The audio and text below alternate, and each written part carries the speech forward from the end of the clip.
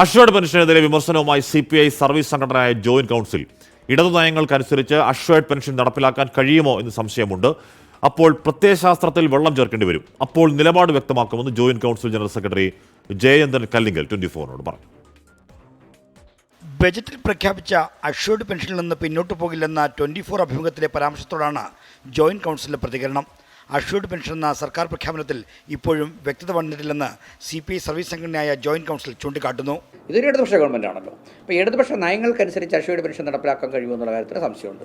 അപ്പോൾ അവിടെ പ്രത്യയശാസ്ത്രത്തിൽ വെള്ളം ചേർക്കേണ്ടി വരും.